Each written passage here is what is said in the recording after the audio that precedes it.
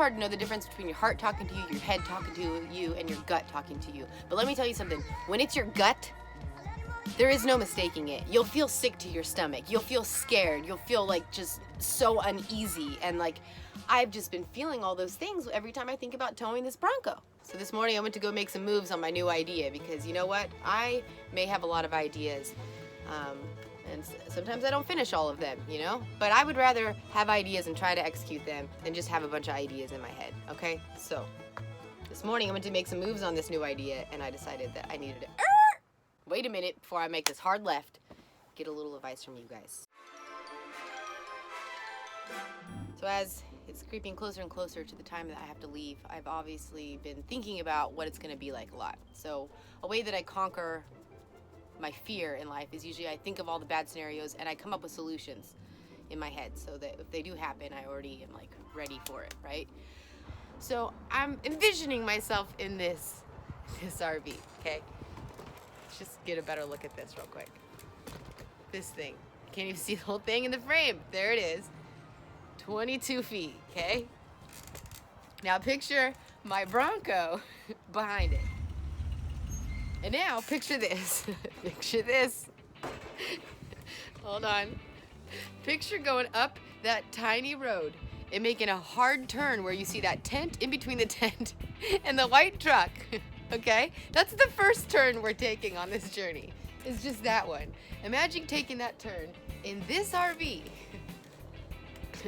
with a Bronco attached to the back of it, having never towed a darn thing in your whole life. So now that you have a better visual, this is insane. This is no way, Jose, am I gonna do that. There's just no way. Back in November when I decided this would be a good idea to try to tow this Bronco across the country behind the RV, I would have done it. But then I stayed. And you know what? I've had entirely too much time to think about it. Now I've driven the RV everywhere. It's terrifying. There's no way I'm doing this. If there's any way I don't have to do this, I'm not going to. If I have to, I have to, but we're gonna try not to. This isn't gonna happen. I can't fit underneath that tree. That's a big rig. That is a big rig to be by yourself, having never towed anything in your life. Bronco, comfortable. I'm used to it. I know the engine like the back of my hand. Check out all that space. I'm thinking, get rid of El Dorado. I did not know that the Bronco could even run, let alone maybe pull something when I first left my house when I got evicted last year. So it was sat by the beach, unregistered for like almost 3 years. But now I've been driving around for the last year and it's a beast. It just runs. It just goes and goes and goes.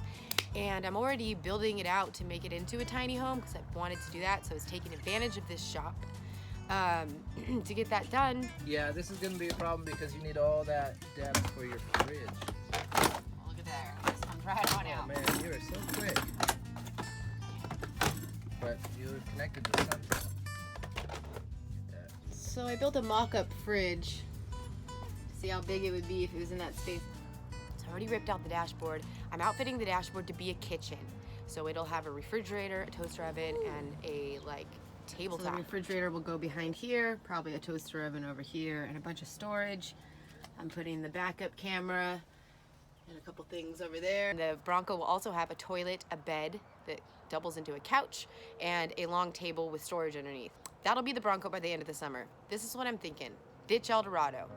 Use some of the parts inside of it. Get myself a horse trailer. Check out this little guy that I found this morning for sale. Imagine this. Back here, shower, toilet, kitchenette, a bench that can either be a bed or a place to sit, a table in the middle, closet in the back. Bam. It's perfect.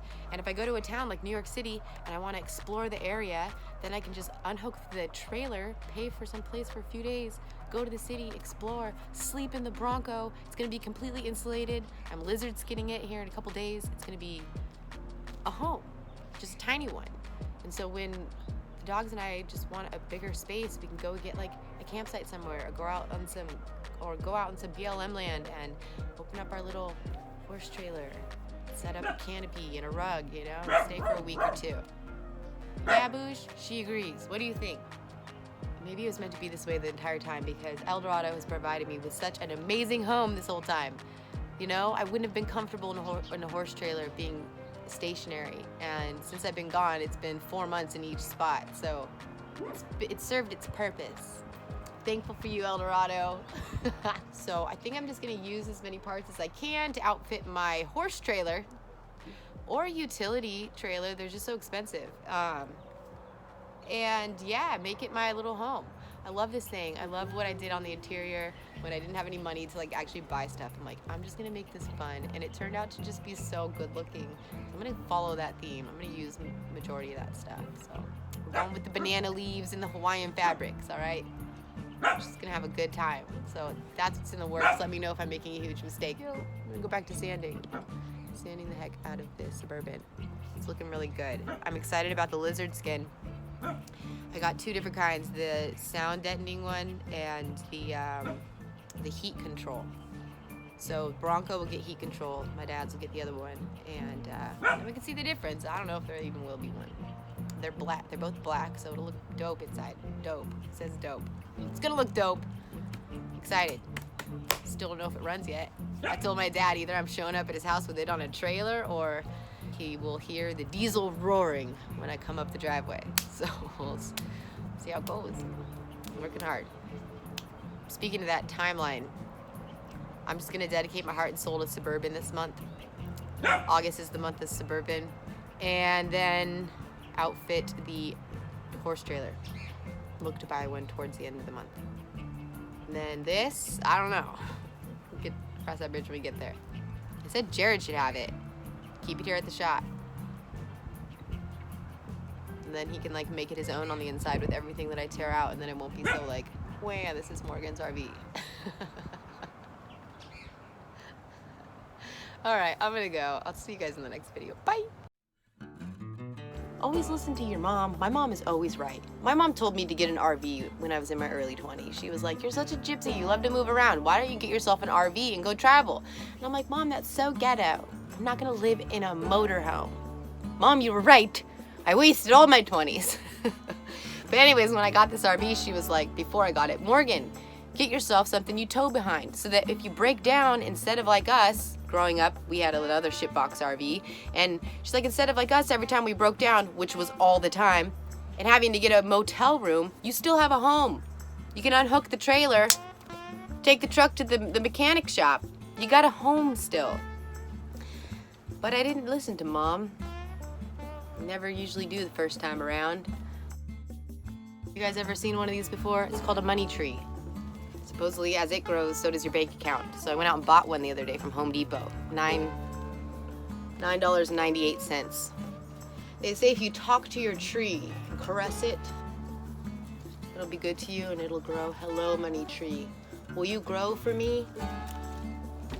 Now that I've been in it for a year, it is entirely too big for me. This is 22 feet. I don't use half this space. I honestly just like this little dining area. It has windows all around. This turns into a bed. I don't even fold this down into a bed anymore. I just sleep right here, and it is so freaking cozy. I really just need this space. That's it. And then ideally, I need a shower because I just don't see it being very realistic for me to shower at gyms when I have 2 wiener dogs. I just don't see myself being able to leave them in a vehicle in a parking lot. It's just, no. So I need a shower. Inside the shower, I can ease, hey, buddy, hold on. Buddy is trying to get breakfast, and it's not breakfast time yet. You're up on the counter. Buddy. Okay, side note. Like 2 nights ago, I went to shower at 24 Hour, where I typically shower. I don't typically shower in the hose. That was just a joke. So thank you for all of you that found the humor in that. Some of you were like, you're so gross, you don't take your shorts off when you shower. I'm like, oh God, okay. Anyways, one thing I haven't taken off in the shower for months is my flip-flops. So it was funny because 2 nights ago, I got a little risky and I was taking my clothes off in the shower. Usually I go into the steam room first, and so I went to the steam room for like 45 minutes and then went into the shower, and I was taking my clothes off. And this time I decided to take my foot out of the flip-flop and just stand on the tile. Risky move, right?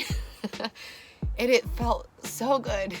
It was so funny. I was like, oh, that's what it feels like to be in a shower without a shoe on. So I took my other foot out of the flip-flop and I put it on the tile and I stood there and the water, I can feel it all over again with my feet on the ground. And I let the water run and it was like, ah. Sounds funny, but you guys, you'll know what I mean if you ever go months wearing flip-flops. You're like, I don't know, it just felt so good to take them off. But, so yeah, I am missing like a bathtub right about now. All right, I'm done rambling. I gotta get to work. My coffee is gone. Today's a big day. Every day I say it's a big day. It just is. There's so much to do. All right, coffee has officially kicked in. I gotta make some breakfast for the dogs. Yes, my dogs get 2 warm meals a day. Spoiled little pups.